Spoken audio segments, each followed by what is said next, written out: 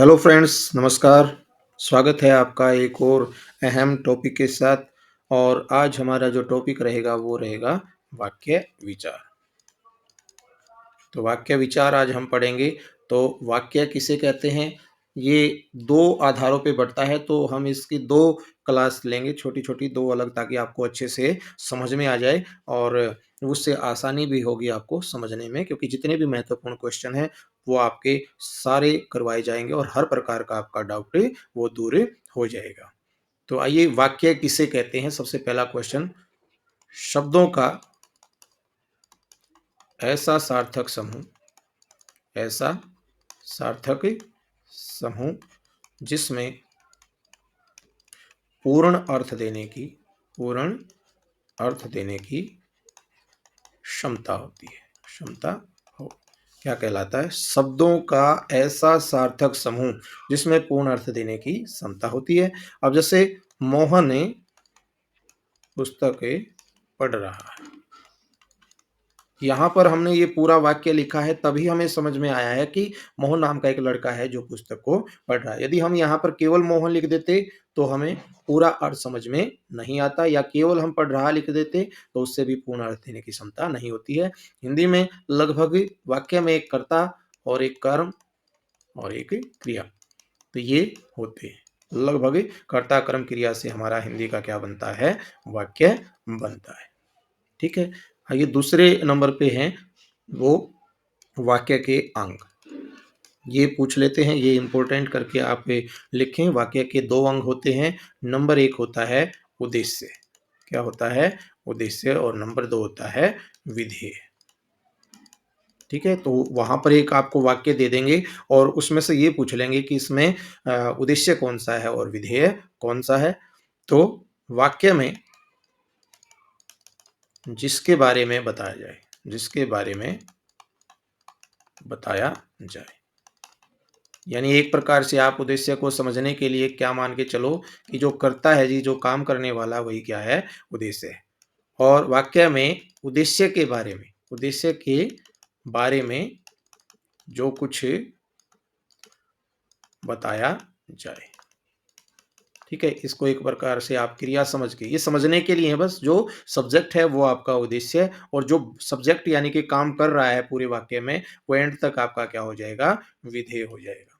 इसमें एक दो चीजें समझने की कोशिश कीजिए। जैसे किसान हल चला रहे हैं, किसान हल चला रहे हैं, तो वहां पेपर में ऐसे आ जाएगा। तो वो पूछ लेगा भाई उद्देश्य क्या है, तो उद्देश्य छाटने की एक तरकीब है। तो आप वाक्य में कौन या किसने लगा के देख लें, ये इसकी ट्रिक है उद्देश्य और विधेय पहचानने की, कि वाक्य में आप जो करता है उसकी जगह क्या लगा करके देख लें, कौन या किसने। जो भी आपका उत्तर मिलेगा वो आपका होगा उद्देश्य, और बाकी का जितना भी बच जाएगा आखिर तक, वो आपका क्या हो जाएगा? विधेय। जैसे कौन हल चला रहे हैं, तो किसान, तो किसान आपका क्या हो जाएगा? वो आपका उद्देश्य। बाकी हल चला रहे हैं, ये सारा आपका क्या हो जाएगा? विधेय। ठीक है। जैसे बच्चे ने खाना खाया, अब किसने खाना खाया? बच्चे ने। तो बच्चे ने तक हमारा क्या हो जाएगा? ये ध्यान रखना है, कारक चिन्ह जो ने है वो आपको उद्देश्य में गिनना है, और खाना खाया हमारा क्या हो जाएगा? वो हो जाएगा आपका उद्देश्य, विधेय। एक आपको ध्यान रखना है, भागता हुआ चोर पकड़ा गया। आपको ऐसे वाक्य ज्यादातर मिलेंगे वहां पेपर में, तो आपको ध्यान रखना है कौन पकड़ा गया? चोर। ठीक है, वैसे देखा जाए तो आपका उद्देश्य तो यही है, लेकिन भागने वाला भी कौन है? चोर। तो इसको हमें व्याकरण की दृष्टि से उद्देश्य का विस्तार बोलते हैं, उद्देश्य का विस्तार। यानी कि जो हमारा उद्देश्य था भाई, उसी को विस्तार करके लिखा गया है। तो यहाँ पर ऐसे वाक्यों में जो आपका उद्देश्य से ठीक पहले जितने भी शब्द दिए गए हैं, वो शब्द आपने किस में गिनने हैं? उद्देश्य में गिनने हैं। तो आपका उद्देश्य क्या होगा? भागता हुआ चोर होगा। बस इसमें आपको, लेकिन पहले आप बस ये लगा के देख लो कि कौन या किसने, लगा के देख लो, और फिर जब जो उत्तर मिलेगा वो आपका उद्देश्य है, और उससे पहले अगर कुछ शब्द दे रखे हैं तो वो भी आपने साथ में गिन लेने हैं, तो आपका उद्देश्य और विधेय हो जाएगा। तो इसमें आपका एक नंबर का रहने वाला है आपसे उद्देश्य और विधेय। आइए अब भेद में चलते हैं। तो वाक्य के 2 आधारों पर भेद बढ़ते हैं। भई ये बहुत ही इम्पोर्टेंट है क्योंकि ग्रुप सी, डी सब में स्टेट में पूछा जाता है और सीबीएसई की जो आपकी हरियाणा बोर्ड की जो भी आपकी 9वीं और 10वीं की कक्षाएँ हैं, उन सब में भी ये 4-4 नंबर के आते हैं। तो ये समझने के लिए आपको प्रत्येक क्लास के लिए महत्वपूर्ण है ये टॉपिक विशेषकर 9th-10th और जो ग्रुप सी, डी और स्टेट वगैरह की जो परीक्षा देते हैं, उनमें से आपके ये क्वेश्चन रहने वाले हैं और 9th-10th के लिए तो ये महत्वपूर्ण है क्योंकि आपकी 16 नंबर की ही व्याकरण आती है और उसमें सीबीएसई में 4 नंबर का टॉपिक जो है वो क्या रहता है, रचना के आधार पे जो है वो 10th क्लास में पूछा जाता है और जो अर्थ के आधार पर होते हैं, वो 9th क्लास में पूछे जाते हैं। तो 4 नंबर के ये रहते हैं और 4 के ये रहते हैं। इसके अलावा भी जितने आप ग्रुप सी, डी वगैरह के टेस्ट देते हैं, उनमें भी आपके ये देखने को मिल जाएँगे। तो इसलिए महत्वपूर्ण टॉपिक है। तो जो वाक्य है, उस वाक्य को 2 आधारों पर भेद बाँटे जाते हैं। एक रचना के आधार पर और एक अर्थ के आधार पर। तो इस वीडियो में इस क्लास में हम रचना के आधार पर सीखेंगे और अगली क्लास में हमें अर्थ के आधार पर सीखेंगे। तो रचना के आधार पर आपके 3 भेद होते हैं, वो 3 कौन से होते हैं? वो होते हैं पहला सरल वाक्य, इसका दूसरा नाम आपको साधारण वाक्य भी मिल जाएगा और संयुक्त वाक्य। दूसरा क्या है? संयुक्त वाक्य है और तीसरा क्या है? मिश्र वाक्य आपका है। सबसे इम्पोर्टेंट है जी, इसमें से कुछ न कुछ ज़रूर पूछ लेते हैं। तो सरल, संयुक्त और मिश्र वाक्य। आइए शुरुआत करते हैं कि सरल वाक्य क्या है।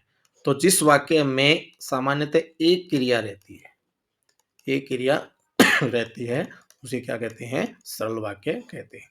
जिस वाक्य में एक उद्देश्य और एक विधेय हो। ये भी आप कह सकते हैं, विधेय मतलब क्रिया। तो सामान्यतः एक कर्ता और एक क्रिया जिस वाक्य में है, वो सरल वाक्य होते हैं। इसमें कहीं भी योजक का प्रयोग नहीं होता। वाक्य, क्योंकि एक ही वाक्य होगा, योजक तो आ जाएगा, पर शब्दों में नहीं देखना हमें, वाक्य में देखना है। तो इसमें एक ही वाक्य होता है, तो योजक का प्रयोग नहीं होता।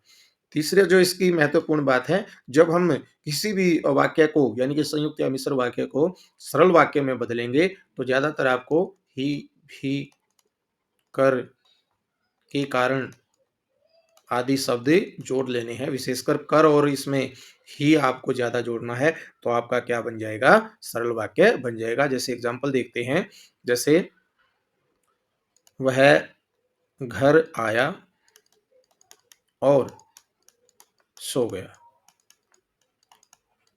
तो ये संयुक्त वाक्य है। अब इसमें 2 वाक्य हैं क्योंकि संयुक्त अभी हम आगे पढ़ेंगे। तो अब इसको सरल वाक्य बनाना है, तो यहाँ जो पहली क्रिया आपकी आएगी, जो जो दोनों वाक्यों में जो पहली क्रिया आएगी, वहाँ आपको इसमें कर जोड़ देना। जैसे आया मतलब आकर। तो अपने आप आपका क्या बन जाएगा? सरल वाक्य। अब देखिए, ये वह घर आकर सो गया। तो यानी कि हमने जो ये योजक है ये हटाना है, इसको हमने नहीं रखना है और इन दोनों वाक्यों को एक वाक्य बना देना है। अब यहाँ पर आपकी एक क्रिया बन गई सोना, तो वह घर आकर सो गया। तो ये क्या है आपका? वो सरल वाक्य है। तो सरल वाक्य में ज़्यादा मुश्किल आपको नहीं होती, बस योजक को हटाना है। जो पहली क्रिया है उसमें आपको कर, भी, ही आदि शब्दों का प्रयोग करना है। अब है आपका संयुक्त वाक्य। एक भी नंबर नहीं कटेगा आपका, ये मैं विश्वास दिलाता हूँ। एक बार अगर आपने ध्यान से इस क्लास को देख लिया, तो फिर आपका वाक्य से रिलेटेड कोई भी क्वेश्चन कभी भी गलत नहीं होगा। संयुक्त वाक्य को आप ऐसे कर लें, पहले इसकी एक बार परिभाषा देख लेते हैं, जहाँ 2 वाक्य किसी समुच्चय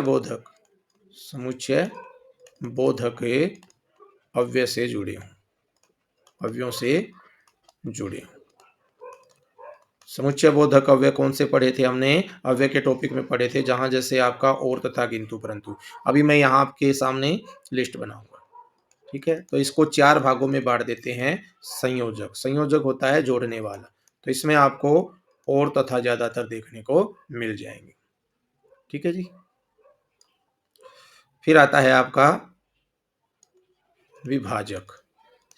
तो विभाजक में आप चॉइस शब्द याद कर लें, तो इसमें क्या आता है आपका? या अथवा शब्द का प्रयोग होता है। फिर आता है विरोध सूचक। तो इसमें आपको क्या करना है, बट शब्द याद रखना है। तो बट मतलब बट के जितने भी बनेंगे, किंतु, परंतु, लेकिन, ठीक है, मगर, ये सारे इसमें मिलेंगे। और चौथा जो मिलेगा आपका, वो मिलेगा वो परिणाम स्वरूप, परिणाम सूचक, ठीक है, जिसमें परिणाम भी। तो परिणाम कैसे आ जाएगा, अतः, इसलिए, फलतः आदि शब्दों का प्रयोग इसमें हो जाएगा। ठीक है, विभाजक में नहीं तो शब्द भी आपको मिल जाता है, नहीं तो ये आपका संयुक्त वाक्य है। जिसने भी इसको आपने समझ लिया है तो उसको संयुक्त और मिश्र में से कभी भी छांटने में आपको दिक्कतें नहीं आएगी। तो इसमें जैसे राम बैग उठाकर स्कूल चला गया, स्कूल चला गया। तो जैसे बदलना, अब ये जैसे यहाँ पर सरल वाक्य है, ठीक है, इसको संयुक्त वाक्य में बदलना आ जाए तो हमें क्या करना पड़ेगा, इसकी कंडीशन, यहाँ एक सरल वाक्य, बीच में आपको योजक जोड़ना है। और योजक कौन से हैं, ये आप इनमें से जो भी ज्यादा सुटेबल हो आप उनको जोड़ सकते हैं। तो और एक इधर सरल वाक्य। तो जब दो सरल वाक्य योजक, यानी कि ये योजक कौन से हैं, समुच्चय बोधक है।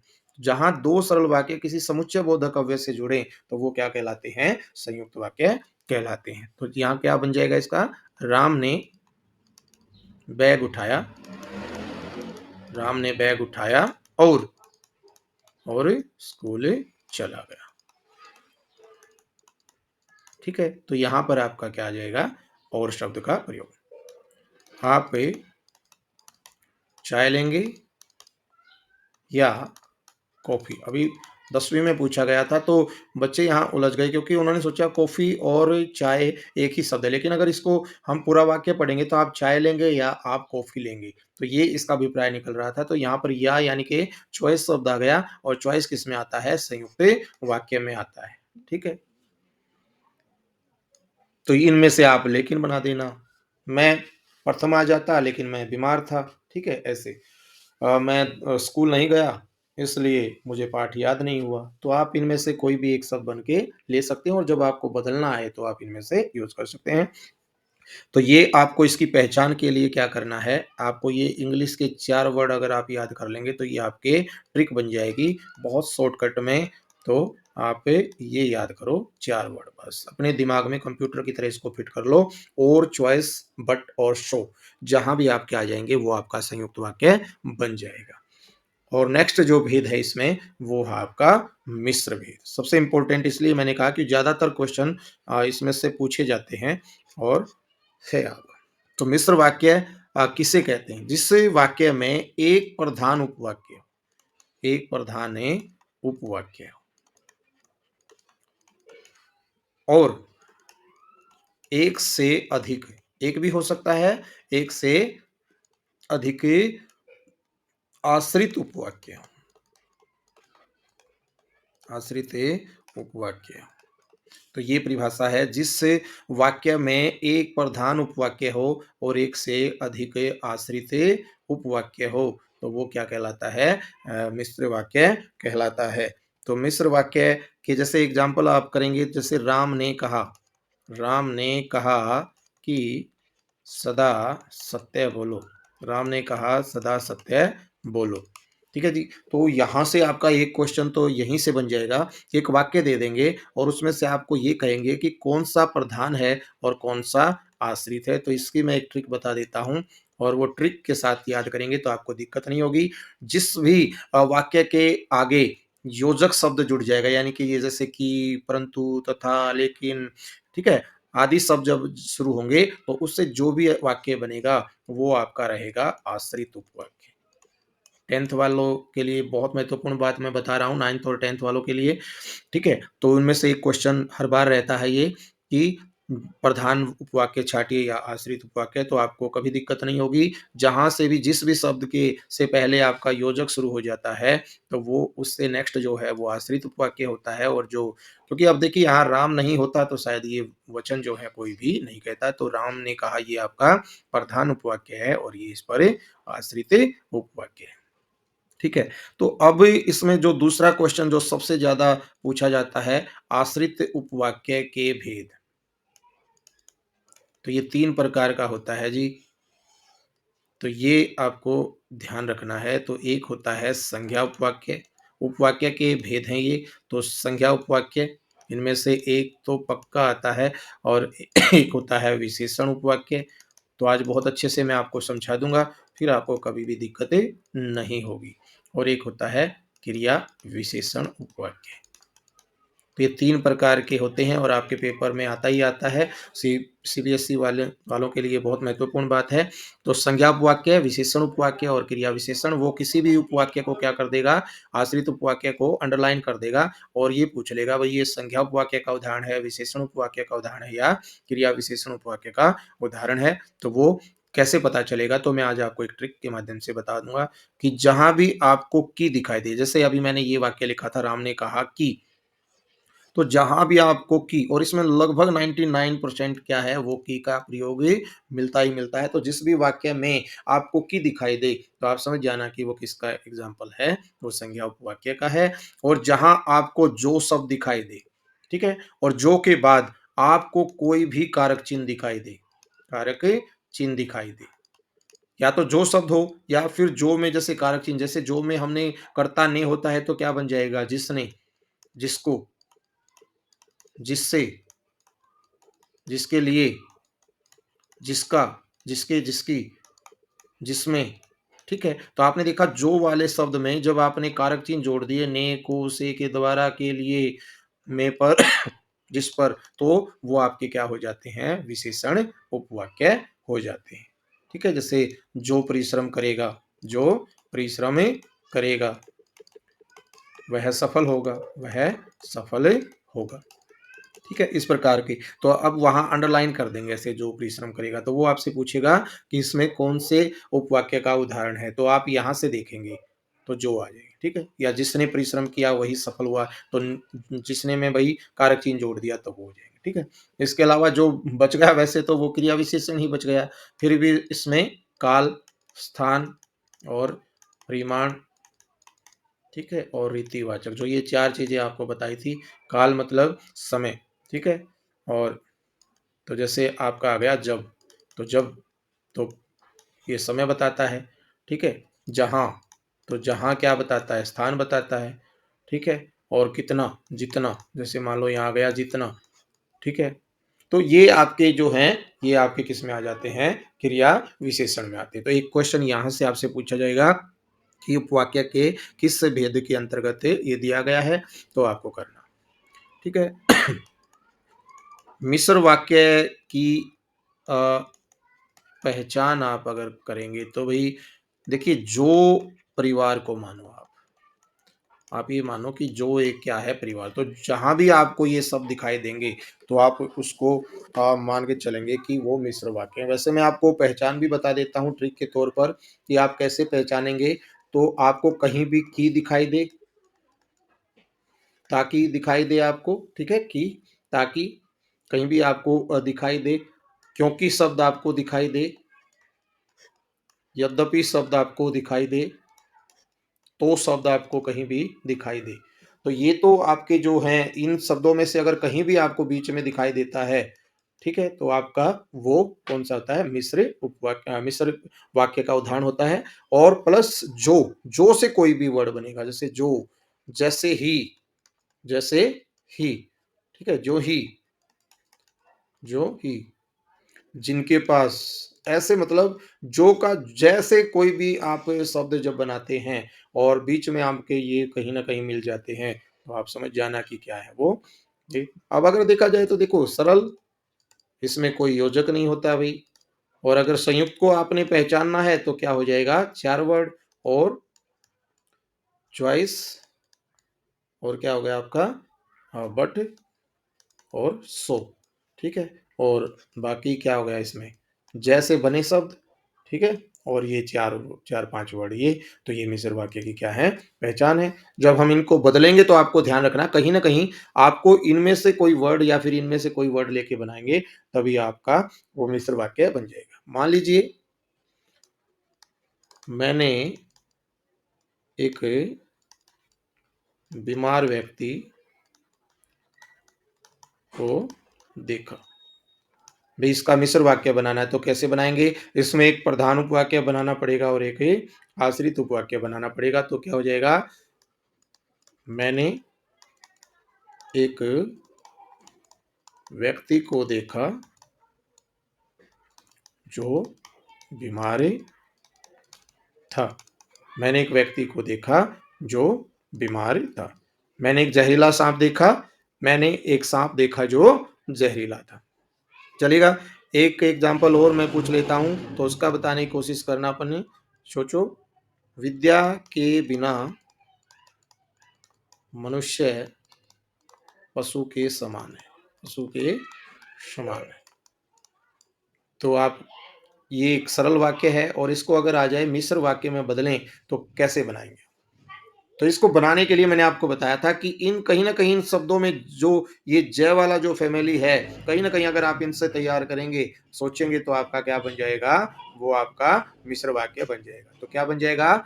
जिसके पास विद्या नहीं है, वे मनुष्य पशु के समान है। जिसके पास विद्या नहीं है, वे मनुष्य पशु के समान है। तो ये आपका बन जाएगा। तो ये था आपका मिश्र वाक्य। तो आशा है कि ये आपको समझ में आया होगा और 9th-10th और बाकी जो भी ग्रुप सी, डी और स्टेट के लिए जो पेपर दे रहे हैं उनके लिए होगा। मिलते हैं अर्थ के आधार पर अगली कक्षा में। धन्यवाद। पूर्ण